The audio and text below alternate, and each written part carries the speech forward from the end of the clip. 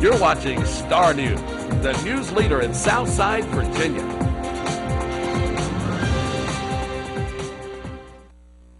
And welcome to Real Conversations. I'm your host, David L. Wilson Jr.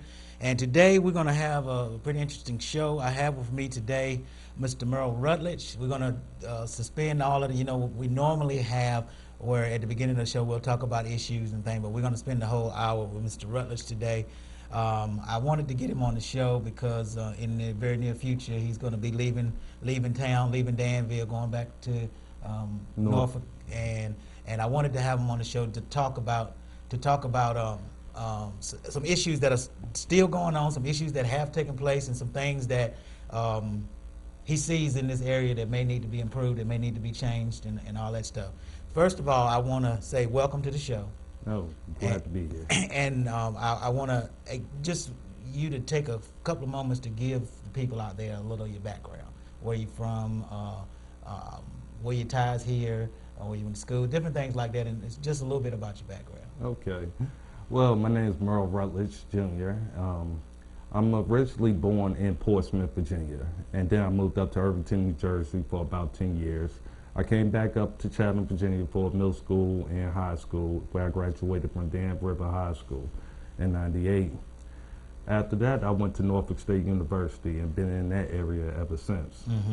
And until a civil rights issue came up down here, it really brought my attention that I need to take a little bit more time into the area that I grew up in and try to see if I can improve things for everyone here. Yeah, the thing is, I wasn't going to say this on the air, but then again, I thought about it and I was like, you've been labeled one of the most dangerous people in the Norfolk area, as well as some people probably say the same thing here in this area.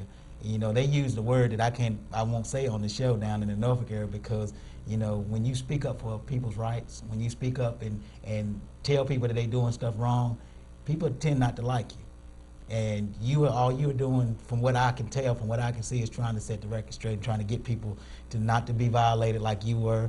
And situations come up where wrongs need to be righted. That's correct. And when you step in and you throw in the legal stuff and stuff that will put people in the spotlight, they seem not to like you. But I know there are a lot of people that are standing behind you and a lot of stuff that you're doing because you're trying to help the everyday person.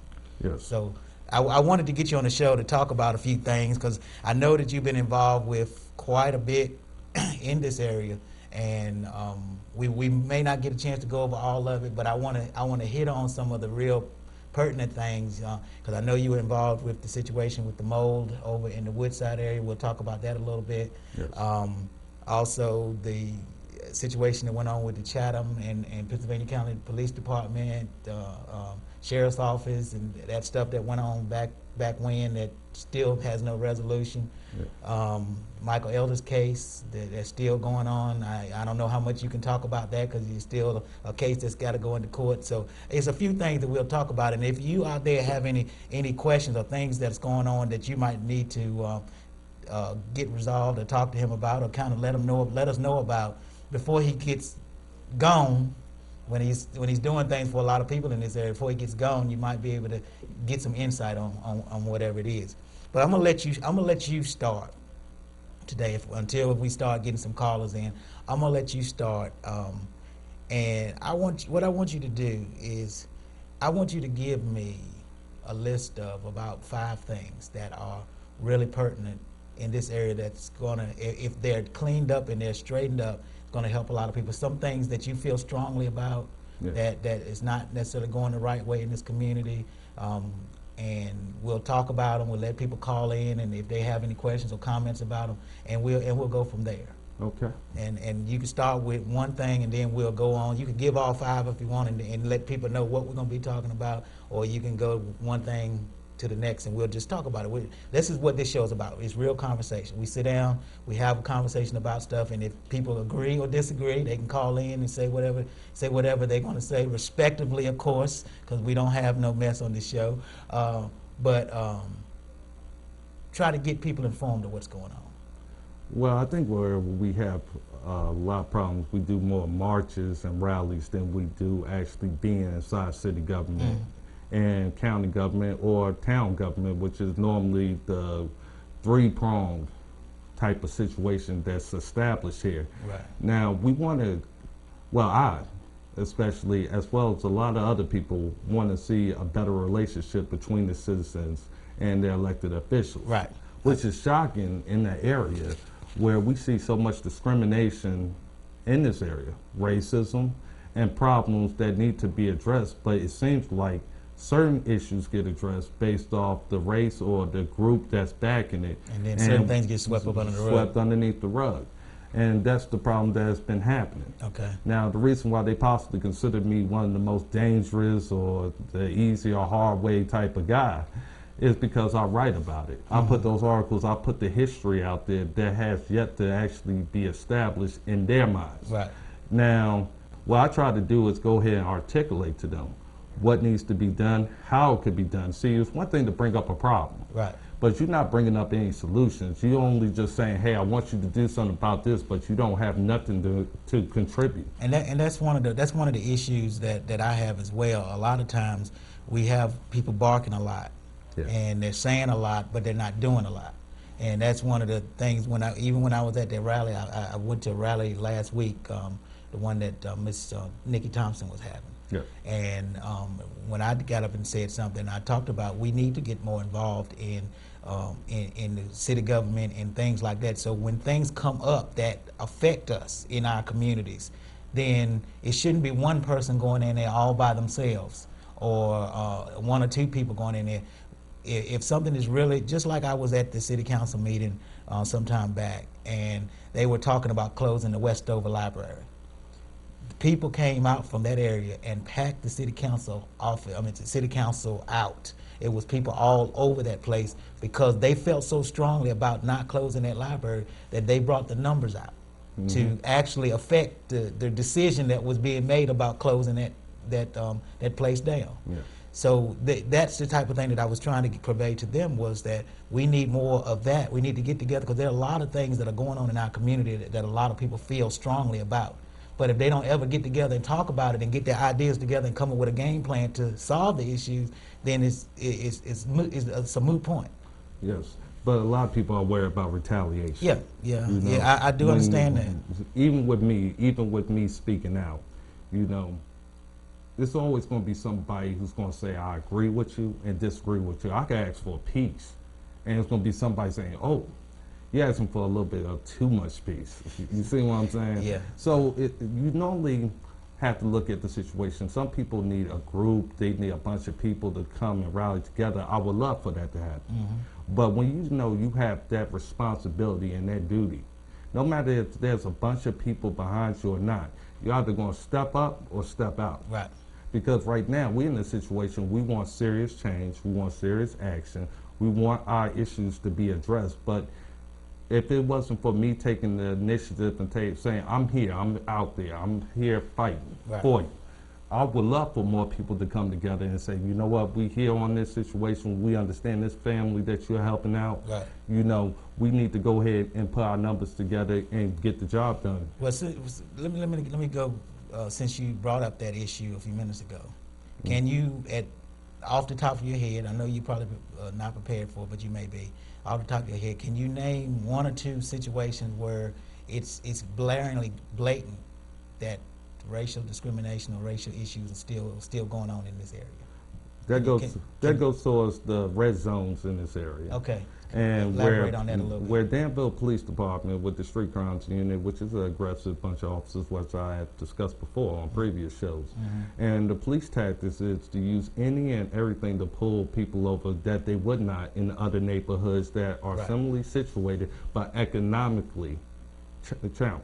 Right. Meaning, basically, if they knew that they did the same enforcement practices in those neighborhoods that may be white or well-to-do, they know it's going to be a firestorm of a bunch of them inside city council saying, what in the world is going on? Well, let me ask you this question. From that, what do you say to the point where they say the crimes are not happening in those well-to-do neighborhoods, that we have more calls and crimes that are going on in these areas, so that's where we're going to put our resources at, is these areas, as opposed to those well-to-do what would be your response to that? Well, my response would be, if you're not looking at me, I'm going to get more done as a criminal than I would if you looking at me all the time. Now, the way I see it is, it isn't a crime to stay in a high crime, quote unquote, area. And much is the question, there are variations or deviations on actually producing those numbers to say African Americans is the problem.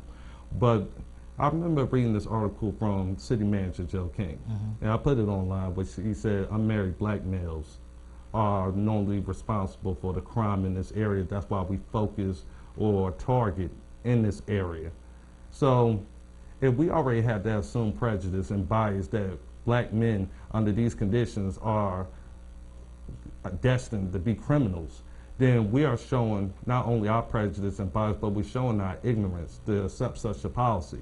And the thing is, I don't think people are really aware of that quote that was made and how it was addressed, because it's rarely brought up. But see, I love to research. I like to dig deep into a situation. And you know, that's why a lot of people have varying opinions of what you're trying to do and what you're endeavoring to try to do. I wrote a book about it, and everybody, most people out there know about it. I call it Through Rose-Colored Glasses, and it talked about that situation in itself and how the remnants of the past are still affecting us today. We may not be practicing overtly the racism and issues like that of the past, but those things still are affecting us because the statistics that have been brought from the past, the viewpoints that have been brought, the attitudes and the feelings that have been brought from the past of fearing the black man or fearing this person or that person and this, that, and the other,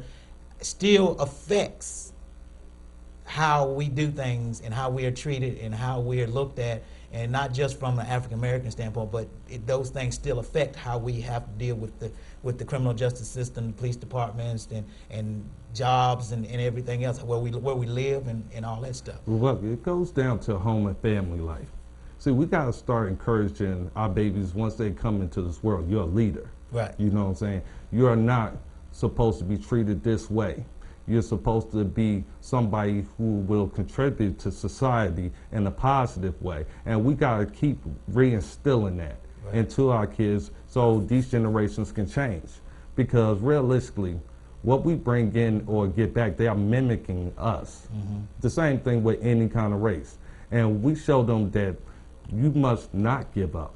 You must not be that type of person that they want you to be. I want you to be what you want to be. Right. And that's the situation that's going to get us out of this gap. And sometimes you feel like you have to buck the system in order for them to see that, right? You got to do what you got to do. See, that's the thing. We keep letting things slide, even when it comes down to our classrooms. And of course, that's a motivating and a highly pivotal, mitigating factor, our educational systems. Yeah, I know you mentioned something about that. We'll talk about that in our next segment or what have you. But yeah, go ahead and finish what you were saying, and then we're going to take a break. Because I see most people are listening, because usually they'll be calling in already by now because I leave it open for them to say things. But I'm sure a lot of people are listening today. So go ahead and finish that, and then we'll take a break. Well, what I'm saying is, if we change our attitude from letting things slide and brushing things underneath the rug, we may face retaliation, but that retaliation makes us stronger when we overcome. So why are we so fearful of that? I mean, if there's strength in numbers, if it's affecting a lot of people, and things are happening over here and things are happening over there, and similar things are happening to different people in the same communities, then why are we so fearful to call it what it is or to put it on blast, or why are we so fearful of that? Because we have a crisis in leadership. Point taken. We'll talk about that after. I want you to elaborate on that when we come back from the break. Go into that first. Why do you feel that we have a crisis in leadership, and what do we need to do in order for us to improve that atmosphere and improve what we're doing? What are we doing wrong? Well, I don't want you to answer now. I want you to do it after break. What are we doing wrong? Just think about it. What are we doing wrong now? Because we do have a lot of leaders in this area, but what is is the ineffectiveness of them and what can they do to change the whole atmosphere of what's happening today. We'll talk about it after we come from the break. You can call in if you would like, if you got questions. I know a lot of you are listening to hear what's going to be said before you call in or say anything, but we're going to have a real conversation today. We're going to touch on a lot of subjects that Mr. Rutledge has been working on and things that he feels that we can do to improve the Danville community. These shows that I have are for that, to improve the Danville community, and sometimes it takes informing us of what we may be doing wrong in order for us to get better. All right, we'll be right back after these messages.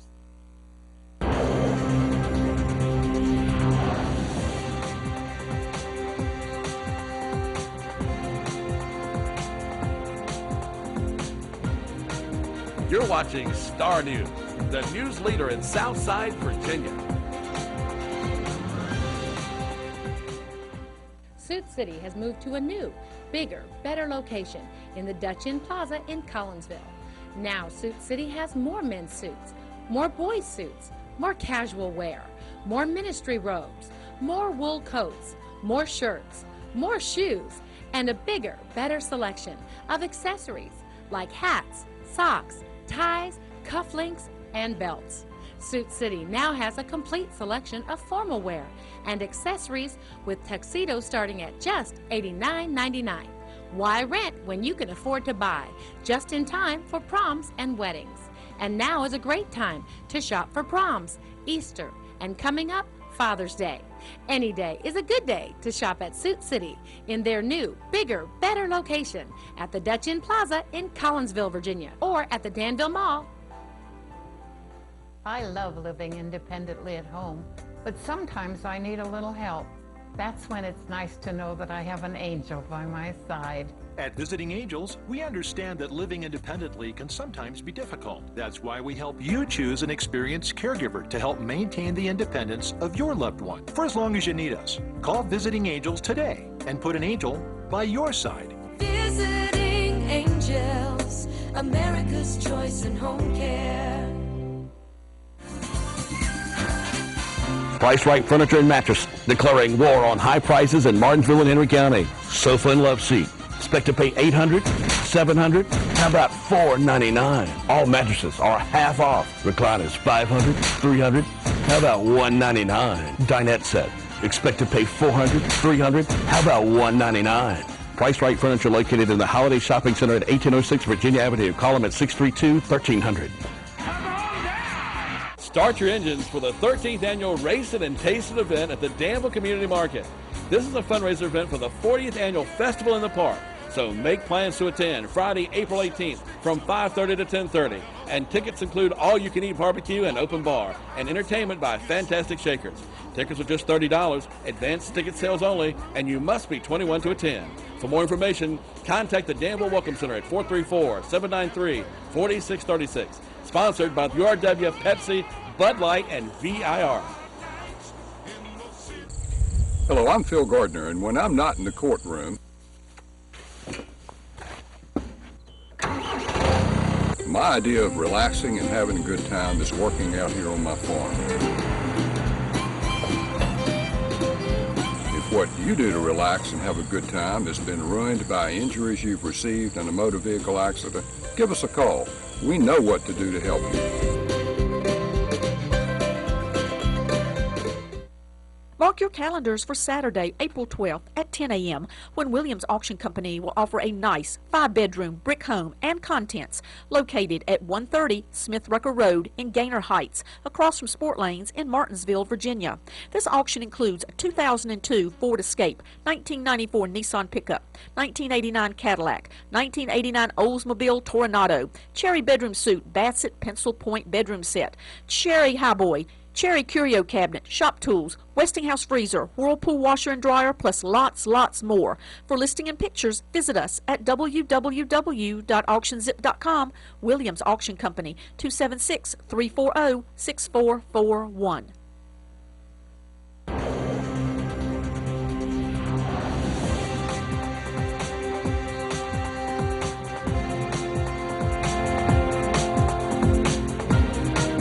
You're watching Star News, the news leader in Southside Virginia.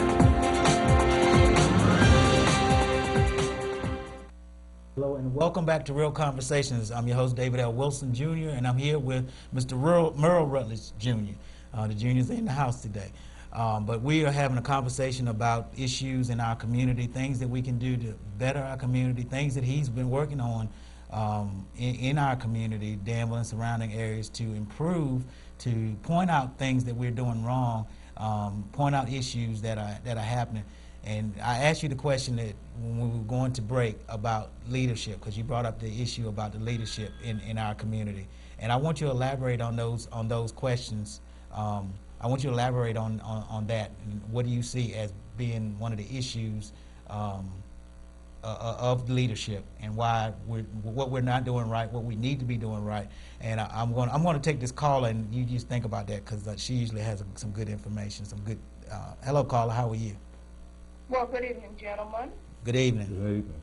I think that I'm really not the woman to call, if you will. I think the phone should really be ringing off the ear with African American men. Mm-hmm. And I think that white men should sit around the table, because I really don't think an hour is enough time Right.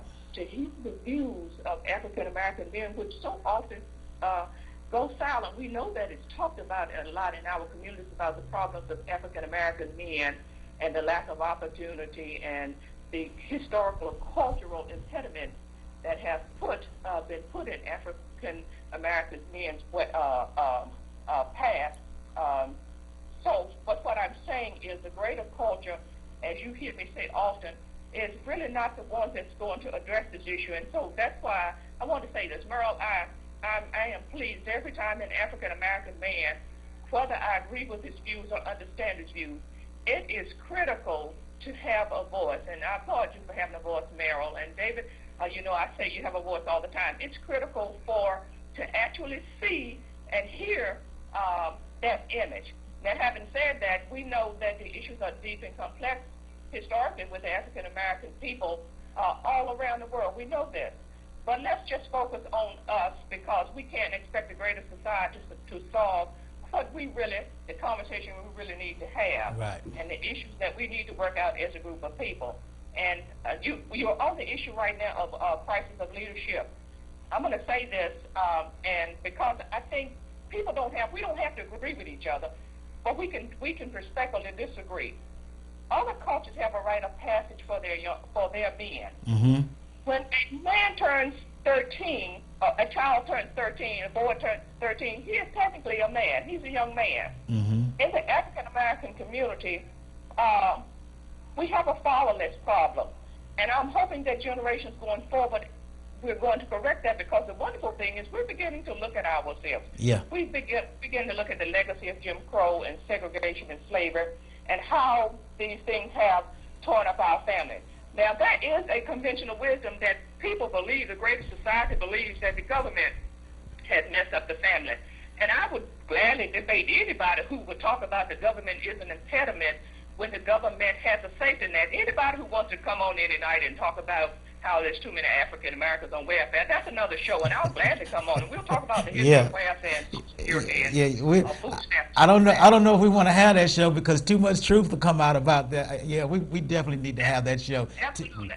I believe in knocking down myths. Mm-hmm. Now, I've said all I want to say about that, but anybody who would call in and put in its problem of why African American people are in trouble is welfare, well, that's a lie, and that's a myth. Mm-hmm. And if you do not believe that, we can pull the facts out one night, and I'll gladly get on there and we'll talk about it. Absolutely. We'll talk facts, not politics.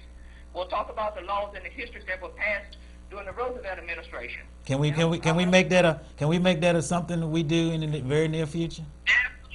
Absolutely. So, because sometimes people like to feel good, and they like to throw mud and say, this is why those people are in trouble. Mm-hmm. Historically, any people that have been oppressed, even in Eastern Europe, the Jewish people all over the Middle East, they have had the same issues, the ghetto issues, the poverty issues, the welfare issues, the food issues. In Eastern Europe, in the Middle East, any people that have been oppressed have had the same issues that we have had. Mm-hmm. I want to go on because I'm going to get off. Okay. One of the things we have to do is to restructure the family, which means we've got to now look at our black boys and say, what do they really need? What are the skills they really need to make it in this society?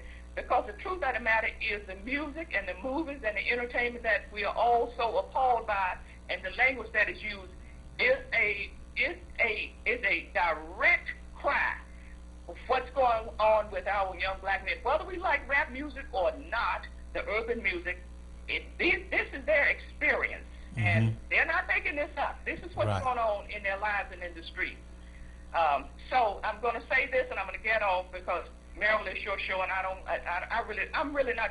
There should be more African Americans buzzing this line tonight to make up these issues. It should not have to come from me.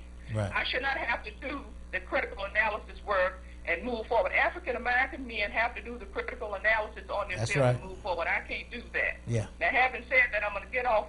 We are not here to assimilate in America. We're here to adapt to the American values and to offer up what African American people historically have been. We have gifts and talents, and we have to develop among our African American men. I don't want to seem a sexist, as well as women, but particularly African American men. We have to get their skill level and trade level up so they will be as much a continued contributor to this nation's building as anybody else. And when we do that, America will be the great nation and the bright shining light that it should be, because we haven't reached our potential. Have a nice evening, David. Thank you. Thank you. Have a good night. Thank you. Go ahead. I know you can respond to some of the things that she said, as well as the questions that I was asking you about the leadership and those issues. Go ahead and do that.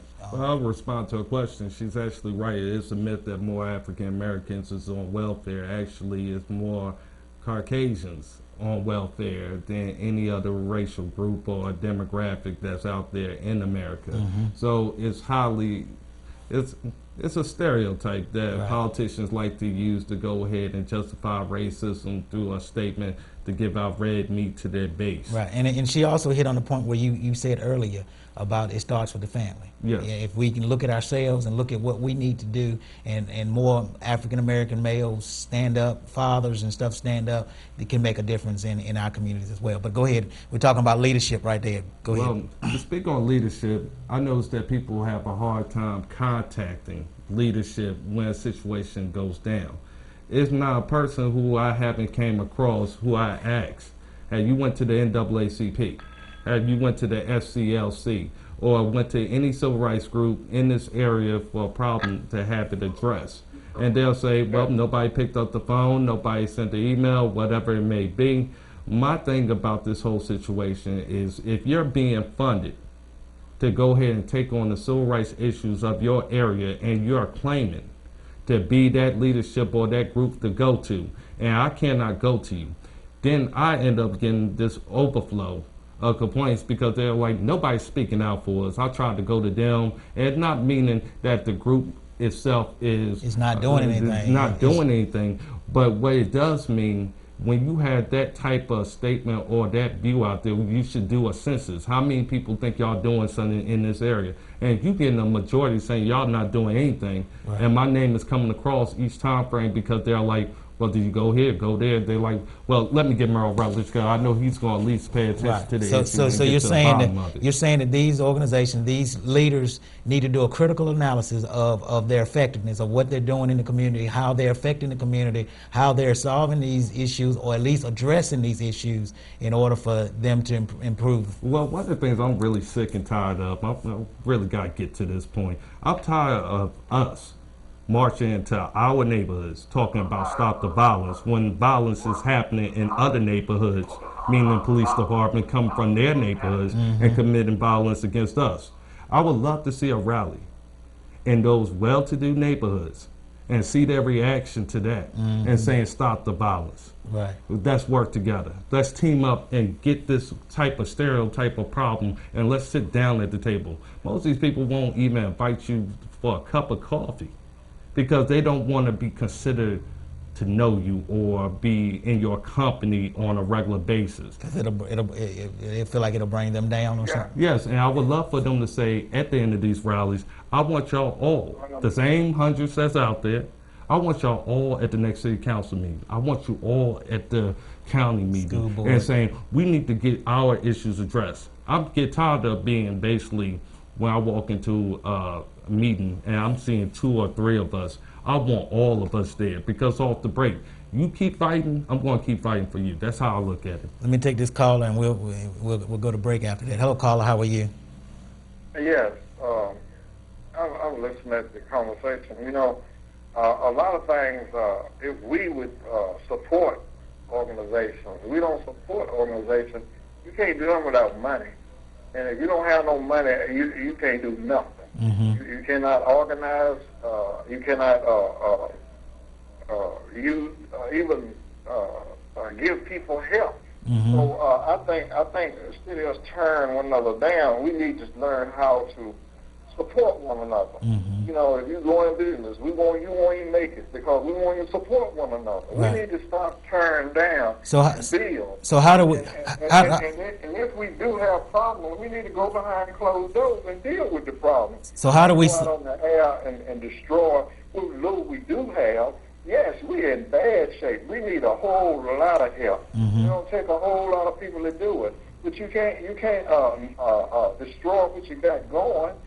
They always told me if you got a rock, if you need a hammer, use a rock till you get a hammer. Mm-hmm. So what we need to do, if people want to do something, come out, let's sit down and talk and organize.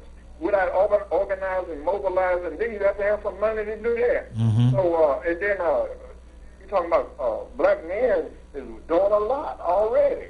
If you take all the black men and black women out in the working economy, it'll stop because we are in key position. We're doing some great things. So you know, if you want to make something look bad, you can make it look bad because you can find the ones that's doing bad. There's not no big percentage. The Right. big percentage of us is doing good, doing some great things. So what do we do? What do we do to solve that issue right there? What to get the support that we need out there as far as the people are concerned? And you know, situations like what he's talking about, there would be not enough need. There wouldn't be no need for a person like this if people perceive, and I'm not saying everybody does, but if people perceive that different organizations, different groups were doing what they feel that they were supposed to be doing, then there wouldn't be no need for them to go to a gentleman like this or someone else that may be doing certain things. So what do we need to do as these organizations, as far as our community-based organizations, our civil rights groups and stuff like that, in order for people to see that we are working behind the scenes or that we are doing what we say that we're doing and all that stuff? What would be the solution to that? You know, if people coming to him, that's good. Go to work, help them. And then come and organize with the ones who others doing something. We can't fight one another. We Right. cannot, we don't have enough money. We don't have enough unity to be against one another. Yeah. We need, you know, I heard people talk against Simon, talk against Justice. We need every one of them brothers and more. You understand? Because one is not enough. It takes the whole village, if you want to say, to help us because we're in such a need. Right. I'm telling you, I don't understand why we think that one person can do it. No, it'll take all of us. It will. It will. It's like the rally they had over there the other day. Yeah, I was there. It was really good. I mean, it was about 50 people or something like that. It should have been thousands of people there. Right. You know what? You got some people running around talking against it. This is not doing. You know what? Why don't we all come together and bring all your savvy? Bring it on. Yeah. Let's sit down and let's do something with it. And that was knocking one another is not the answer. And that was something that the caller that called in a few minutes ago, I'm gonna let you respond to that as well, and then we're gonna go to break. But that was something that the caller that called in a few minutes ago had been saying for a long time. Every time that she comes on, or many times that she comes on the air, she talks about we need to sit down and have a state of our community, state of Black America, locally, regionally, or whatever here, so that we can get together from the different groups, organizations, different parts of our community and assess what it is that we're lacking in order for us to pinpoint those things and everybody come together to do that. She's been talking about that for a while, and what you're saying is what we need to do. So I'm gonna be looking for it, that nobody else, but I'm gonna be looking for us to be doing that sometime in the very near future, or at least organizing that so that the different groups can come together, put our heads together, figure out what it is that direction that we need to be going as a united front in order to better the lives, in order to point out the things that are not going right, in order for us to be on the same page, and that we can move forward together. I'm going to be looking for that. So I appreciate you saying that, but I'm going to be looking for that to take place. But yes, just like with him, he can't help all our people. The SCLC can't help all our people. The NAACP can't help all our people. We need more help. We need reparations. The hood needs reparations. We got to understand that we are on the bottom of civilization and everything, and it's not our fault. It's not that we lazy. Right. No, it's not that. And then a lot of people got so-called good jobs, and they say, I don't know why they don't want to work. You give them their job, give them your job, I bet you they'll work. Right. They don't want to work for nothing. Right. I mean, now Obama done fixes where you can get insurance, so it's a great help. That's like a step into the exodus, you know. From now man can work for itself and have insurance. A lot of times we work for a job just for the have some insurance. Absolutely, you know? yeah, and that job that we didn't even want. Yes, that's right. That's right. So this is a step right there to the exodus of getting to where we need to be. But we need to stop trying to turn one another down, because you know it's people out here getting paid to do stuff like that. I mean, our community is being attacked on all sides, and a lot of times we attack one another and don't even know that we're being set up to destroy one another. Don't even know it. Well, we're helping, but we're not. Right. You can't help unless you get in the fight and get in the organization with them. Get in the organization with them. If you say it's not doing nothing, join in it, and you help them do something. I appreciate your call. You can respond. You can respond. Yes, that. absolutely. Number one, they always see. People think they're somebody with their homies, meaning you can't go out and do something. 1 second. Do something one-on-one. Meaning, one man like Dr. King, he didn't have a whole group around him. He just had the heart, ambition, and the wherewithal to go ahead and continue forward in the face of opposition. He could have said, you know what, I'll sit in the house and not do nothing. And now look at him today. Proud civil rights activist, yes, he is gone. But look at all the contributions he made. Right. And how many times did they say Dr. Martin Luther King Jr.? And when I look at a situation with the groups, I'm not trying to destroy them. I'm trying to wake them up. There's a difference between destroy and wake up. And it's time to wake up. And as far as what the gentleman is saying, I agree with a lot that he has to say. Yes, we need to start coming together. We need to start doing something. But it is no excuse for me to sit idle and do nothing because I need to wait for a group. See, I got out of that situation waiting for a group down here because I kept going to that group. Now, I don't need permission. I don't need to ask nobody. See, a lot of groups have red tape before they take on an issue. I don't need that red tape. Right. I need to take it on, get the job done, let them know I'm serious from day one. Right, okay.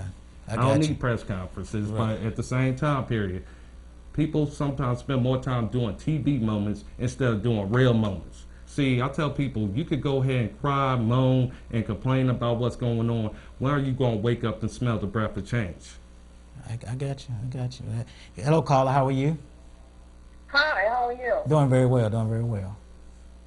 I just called to say that I was at the forum and that I was at the rally, and it was really a great thing. I wish there were more young men there, teenagers.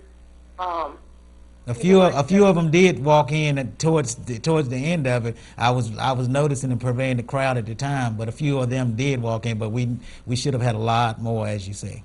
Yeah. And the first night it was about 70 people there. Thursday night for the forum, and was very interesting and made some very good points. And I hope some solutions will come from it, because it is time to stop talking and really bring about solutions. And I said, we can walk. There's nothing wrong with rallying and marching and all of that, but we need to boycott. We need to hit them in their pocketbook. That's correct. That's correct. I agree with you 100%. And that's what they're not respecting. We keep supporting places that don't support us. Yeah. You know? And it's hard for us to go ahead and start building our businesses or building our own enterprises if we are funding everybody else's enterprise. There ain't enough money to go around. Right. The major thing Danville needs, like you're saying, We definitely need jobs. We definitely need these forms. We definitely need these outreach programs, but also we need action. I'm like, there's one thing for me to go ahead and speak at a forum and then tomorrow wake up and act like that forum doesn't exist, meaning I was there, I did a great speech. We're tired of great speeches. We're looking for something concrete. And right now, City of Danville and a lot of these areas are worried about perception. Yes, we know all these problems is going on, but we need to hide it. We need to shield it. The same thing with the coal ash situation. They spend more time talking about perception, and people are drinking toxic water. Yeah, that's right. And I was wondering, where was the leadership on day one to warn people and get it out there? Do not drink this water until we check it for safe. By the time frame we're looking at certain situations, each time frame we decide to let things slide. We always got some poison coming in. Well, I thank you for calling, caller, and call back anytime. And I agree with a lot of what you all have said, because we need action. Action is what gonna make things happen and what's gonna get things done. So let me tell you this: I want to encourage the young people that did the rally. I want to encourage the civil rights groups that helped with the rally. I want to encourage the church that opened its doors, all the ministers that attended, and the people and the citizens of Danville that attended, because I thought it was very good. I thought it was very successful. Thank you. I appreciate it. I'll talk to you later. Keep up the good work. Thank you.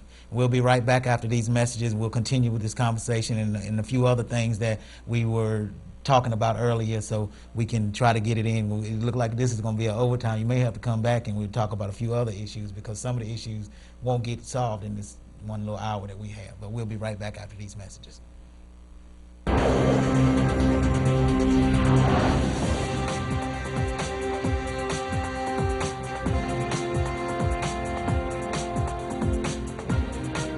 You're watching Star News, the news leader in Southside Virginia. Do you have talent? Can you sing? Can you dance? Or can you do something special? If you think you got what it takes, you need to be a part of the 2014 Star Productions Talent Show coming soon. All you need to do is send your resume to starnewscorp@yahoo.com or send it in the mail at Star Talent at Post Office Box 5146, Martinsville, Virginia 24115. That's starnewscorp@yahoo.com or in the mail, Star Talent at Post Office Box 5146, Martinsville, Virginia 24115. Show us what you got. Mark your calendars for Friday, April 18th and Saturday, April 19th at 10 a.m. when Williams Auction Company will offer a huge estate located at 1126 Cherokee Trail, Martinsville, Virginia. Beautiful 3-story brick home with an extra lot near Lake Lanier. A 2004 Cadillac DeVille with approximately 28,000 miles. Large collection of Royal Dalton. Large collection of Blue Willow. Quality furniture, including Davis walnut furniture, cherry tables, secretaries, curio, a 9-foot walnut dining table and sideboard, Craftmatic beds, a Cherokee Indian blanket, Kappa Diamante, Hummel figurines, crystal, china, gun safe, hand and shop tools, new pillows, linens, and towels. Just too many items to list. For listing and pictures, visit us at www.auctionzip.com. Williams Auction Company, 276-340-6441. I sleep. I breathe rims. I am the king of rims. We are the king of rims because we've got the largest selection and we've got it in stock today. Another reason we're the king, we can have it on your car today. Uptown Martinsville, 302 East Church Street, Martinsville, Virginia, 24112. Give us a call, 276-638-3240. I am the king of rims. Interstate All Battery Center has every battery for every need. Rechargeable batteries, camera batteries, cell phone batteries, batteries for game systems, laptops, music players, video cameras, automobiles, motorcycles, power sports, RVs, and ATVs. Interstate All Battery Center really does have all the batteries you need. And if Interstate All Battery Center doesn't have the battery you need, they will find it. And if they can't find it, they can build it with custom assembly and rebuilt rechargeable battery packs. Interstate All Battery Center, behind Sheets in Danville at 418 Trade Street. Call them today, 434-799-4043. Interstate All Battery Center. They really do have all the batteries you need.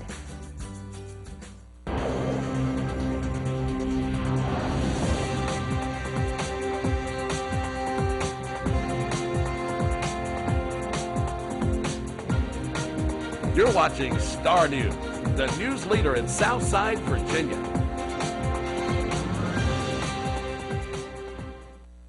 Hello and welcome back to Real Conversations. I'm your host, David L. Wilson. I'm here with Mr. Merle Rutledge, and we're having a good conversation today. We're talking about issues.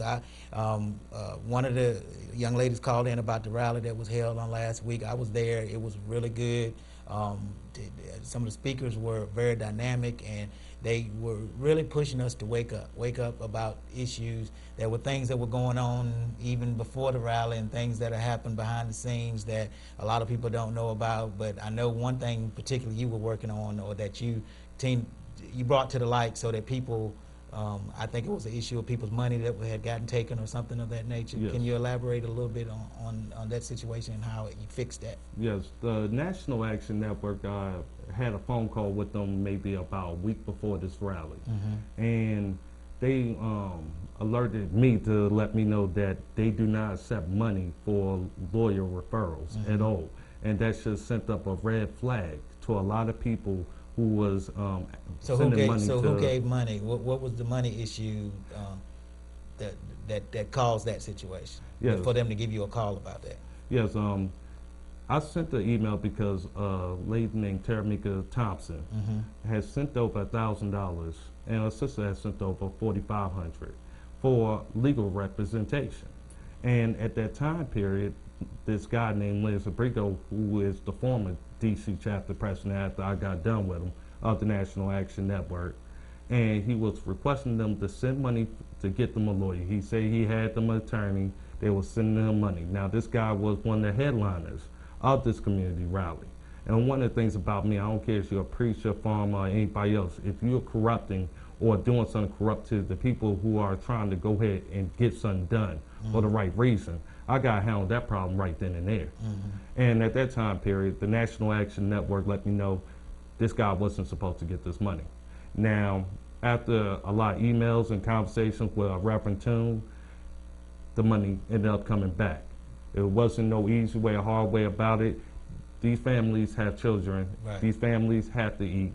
And this is not an area to go ahead and say, I'm going to come into and rob people, and good and well your organization doesn't represent this type of conduct. And this is going to deal with the case situation that's come up with a young lady, and I'm going to be having her on my show sometime in the near future. That the young lady that sponsored the rally, Miss Nikki Thompson, she's going to be on the show sometime. We got to schedule that situation, but it was something that dealt with something that's pending, so we won't go into that per se. That's something that's pending the court date and everything. So but in these type of situations, in these circumstances that's going on in our city, in our region, in our state, we need more people, more leaders, more people that's going to get to the root of the issue, right to the root of the issues, and not dance around it, not make too many, as you say, public appearances and not really get anything done. I mean, there was another case that a friend of mine, I went to school with him, Mr. Mike Elder. That's a case that's going on right now. Can you elaborate on that? I know you can't say a lot about it, but can you elaborate on how that took place and how that situation was a direct result of some of the, as he would say, the corruptness that's going on in that case is bringing out a whole lot of corruption, even to this day. Michael Elder is a guy, a good friend of mine. He was basically arrested without arrest warrant, beaten, and later charged with, I think, coke or some kind of drug sale or whatever. And at this time period, the chief of police tried to refuse the subpoenas. This is a federal case that's ongoing now, and it's an excessive force case. And a couple of other police officers for this case was supposed to be served subpoenas, and they all refused them. And from what I've gathered, the judge has said you're served. whether you like it or not. And also, he has changed the video policy. Before, they was destroying videos after 30 days. Now, they have a set amount of time that's above that 30 days to keep the videos. And we also that videos of what? Of when they stop people and different things like that? Yes, because officers had these camera, audio worn devices, some of them, that are supposed to record the interactions to make sure there wasn't no kind of misconduct. Right. So his case is bringing out a lot of these issues that have came out, and it shows that the police department, I can't say our police department, the police department in general, basically have made a lot of policy changes, but what kind of damage have you done so far to others that have not been aware or privy to that type of information? And he has fought them tooth and nail. This is a guy who a lot of people should look up to, that I'm not going to just take it. I'm not going to sit there and he has been, I mean, I've known him for a long time. I've known him for a really long time. And I know he used to call in a lot when stuff was going on with him in the Martinsville Police Department, and those issues that was going on with him down there, and it kind of spilled over into Danville. And I know that's going to turn. It's going to be interesting how that turns out. We were talking. How I got in contact with you was my cousin. My cousin, who speaks very highly. Tanya, shouts out to you. Speaks very highly of you. She had come to you about a particular case. It was not a case yet, but something that went on. Her son, who is 14 years old, was standing outside of a store or what have you. Can you give that information or share that? He was standing outside a store, and he's only 14 or 15 years old, and there was a car sitting in the wrong spot. Yes, in the parking lane. In a fire lane. In a fire lane. Yes. And the police proceeded to come up, and the keys were still left in the car, to ask him to move the car. And even after he told them that he was only 14 years old, they told him, I don't care how you get it done, I want you to move the car. Yes. And didn't have a license. And didn't have a license. He told him he didn't have a license. Did not have a license. And the officer's name is Stone. That was released through a FOIA that I had privy to read the information up on. It's no excuse. I wish an officer would have my minor child without license. Now, I'm paying for that car, mind you. I'm putting the insurance on that car. Take another minor and have them move my car an inch. Yeah. And that wasn't even, was that somebody he knew, or was that just somebody? But as far as I know, it was a family member related. But the fact of the matter is, under these conditions, a lot of accidents happen right in the parking lot. I think most people, even me, had an accident in the parking lot. And you don't put any child in that predicament with another minor child in the car. Yes, it's almost like basically saying, I want you to break the law today, and hopefully nothing happens. And that's what he was hoping for. See, that's what I didn't get about that situation, because when she told me about that, I was like, how are you going to do that? Because my thing is, if they were driving around, that sends the wrong type of message. If it happened the way that she explained that it happened, that sends the wrong message to a young impressionable mind like that. Okay, so I didn't have a license, but the police told me to move a car when I told him that I didn't have a license. I'm only 14 years old, and they tell me to move a car, a motor vehicle, from one spot to another spot, even though it's in a fire lane or whatever. That's the wrong message to be sending to anybody. It's definitely the wrong message. It's irresponsible. It's grossly negligent. And realistically, it shows how much of importance you have for our people. Right. But if he was out there driving a car with no license, 14 years old, and he gets stopped, then he would get citations and tickets, taken to the detention home, whatever the circumstances was. And we'll be on the side of the police officer because you were just doing your job. Right. But there's a huge difference between doing your job and just being idiotic. I'm going to say it strongly on that part, because realistically, this situation, when the police department first knew about it, should have been started. The bell should have been ringing and everything else when that was done. But also at the same time frame, they called me in. They knew exactly. I listened to the son. He told me the story crystal clear. There was no way he was lying about this. And at the same time frame, I think the City of Danville got the message. if you're going to decide to try to do something like this, you're starting to get the message, I'm going to get the word out there. Right. It's definitely going to stay public record. It's not going to be forgotten about. And I'm going to definitely see that justice is done in this situation, one way or the other, legally. And tell us about the FO, Freedom of Information Act. Tell us about that, because a lot of people don't know how that works. A lot of people don't know that they can go to get public records, yes, and get the information given to them in order for them to research issues and things that are going on that most people think are behind the scenes. But all you have to do is do what? All you have to do is ask. Okay. You know, I believe the writing that they have up there, if it seems like a question for information, it should be taken as a FOIA, which is a Freedom of Information Act request. I even asked for every single email letter with my name in it. They had to send me over 200 documents, and I was shocked at how much stuff was being said about me. So what I tell people off the break, if you got questions about city government, they don't want to give you answers, you keep questioning them and asking them. And you want to keep saying FOIA all the way across the board. Their obligation to go ahead and respond. That's what we pay you for. So that's why you have been labeled a very dangerous person in this area and in other places as well, right?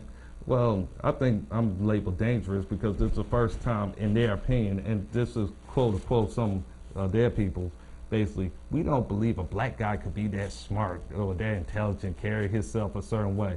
Now you're seeing that situation has changed. There's too many of us in this area, and it's just a starting point. Hello, caller. How are you? All right. Good, good. What would you like to share with us today? All right, I'm doing just fine. Go ahead. What, you have a comment or you have a question? I just have a comment. I just wanted to say that, Merle, you are doing a great job. Keep up the good work. And I hate to see you leave. We need more men around here just like you. Oh, better than me. I appreciate you calling in and sharing that with us and sharing that with him. And you know, it's a good thing to hear that.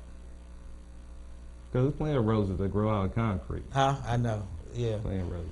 Yeah, and you know, it's other things that have gone on, other issues that have taken place, other stuff that has went on in the city that a lot of people don't know about. You know, the mold issue at Woodside that you were really deep involved with. Yes, and getting deeper. And it's still getting deeper in that situation.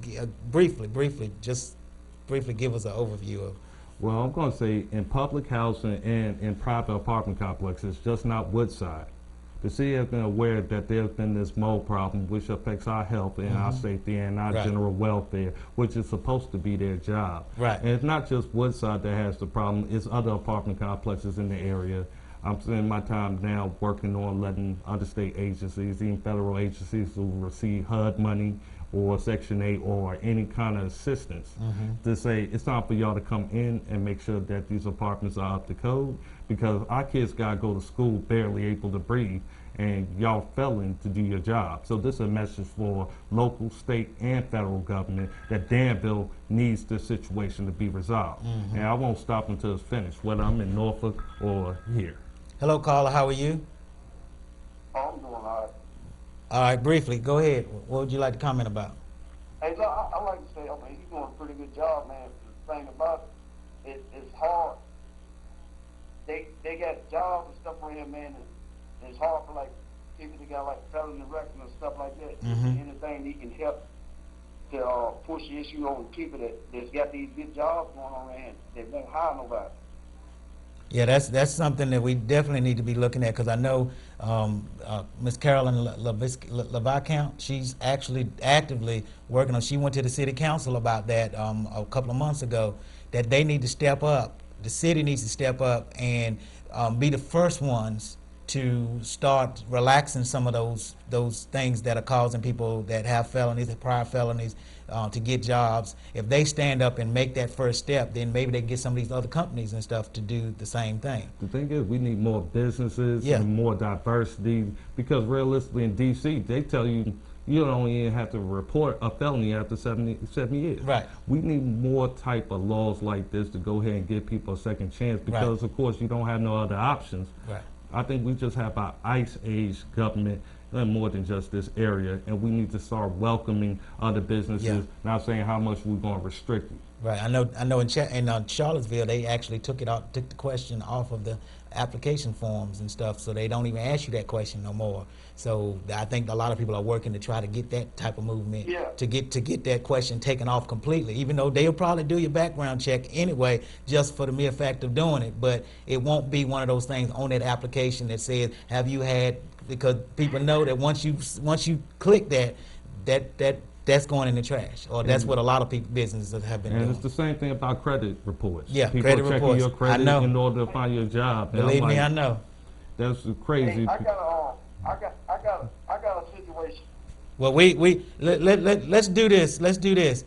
I'm going to try to have him back because we got even more stuff that we got to cover because we got to get off the air because I don't have but about 30 seconds left. But if you would, I'll take your number down and I'll have you to call him directly or have him to call you directly. Yeah, I definitely will call back. All right. All right. And we thank you for calling in. We thank you for being with us today. Real Conversations, that's what we're about, having a real conversation about real issues that affect real people. And we hope you'll join us again next week. Good night. Good night.